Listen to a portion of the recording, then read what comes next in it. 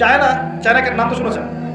China একটা বাঁধ নির্মাণ করেছে, কৃত্রিম বাঁধ। ওর দেশে একটা কৃত্রিম বাঁধ নির্মাণ করেছে।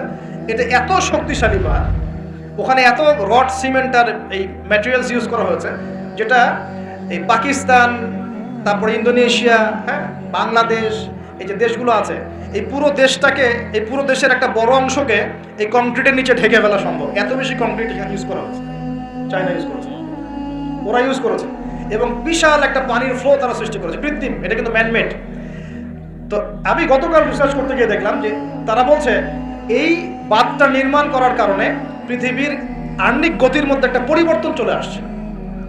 মানুষের হাতের কামাই দেখেন।